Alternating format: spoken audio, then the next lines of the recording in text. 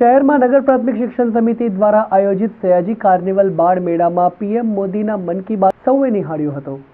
વડોદરા શહેરના કામેટીબાગ ખાતે પ્રતિવર્ષની જેમ આ વર્ષે પણ નગર પ્રાથમિક શિક્ષણ સમિતિ દ્વારા 51મો બાળ મેળો સયાજી કાર્નિવલનું આયોજન કરવામાં આવ્યું છે। આજે છેલ્લો દિવસ અને બાળ મેળાનું સમાપન હોય તો સવારે એમપી થિયેટર ખાતે પીએમ મોદીના મન કી બાત કાર્યક્રમનું આયોજન કરવામાં આવ્યું હતું,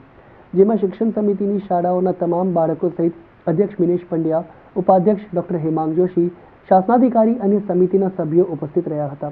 આ પ્રસંગે ઉપાધ્યક્ષ ડોક્ટર હેમાંગ જોશીએ જણાવ્યું કે નગર પ્રાથમિક શિક્ષણ સમિતિ દ્વારા આયોજિત 51મો બાળ મેળો સયાજી કાર્નિવલમાં આજે 28મી તારીખ મહિનાનો છેલ્લો રવિવાર હોય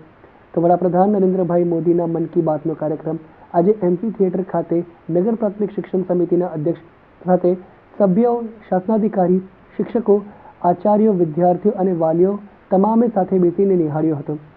આ મન કી બાતની અંદર મોદીજીએ જીવનમાં રમતગમતનું મહત્વ, અંગદાનનું મહત્વ, પદ્મશ્રી પુરસ્કાર કઈ રીતે હવે આપવાની પ્રક્રિયાઓ બદલાય છે અને કઈ રીતે દેશના છેવાડાના માનવી પોતે પણ પદ્મશ્રી માટે એપ્લાય કરી શકે છે,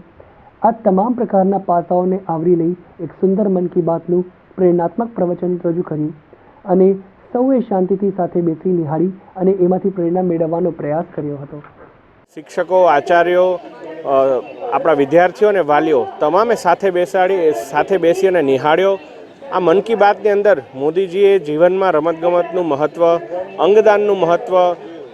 પદ્મશ્રી પુરસ્કાર કઈ રીતે હવે આપવાની પ્રક્રિયાઓ બદલાઈ છે અને કઈ રીતે દેશના છેવાડાના માનવી પોતે પણ પદ્મશ્રી માટે એપ્લાય કરી શકે છે, આ તમામ પ્રકારના પાસાઓને આવરી લઈ એક સુંદર મન કી બાતનું પ્રેરણાત્મક પ્રવચન રજૂ કર્યું। નગર પ્રાથમિક શિક્ષણ સમિતિનો જે બાળ મેળો યોજાયો છે ત્યાં એમપી થિયેટરમાં નગર પ્રાથમિક શિક્ષણ સમિતિના તમામ સભ્યો, શિક્ષકો, આચાર્યો, ચોથા વર્ગના કર્મચારીઓ સાથે બેસીને મન કી બાત નિહાળ્યો છે।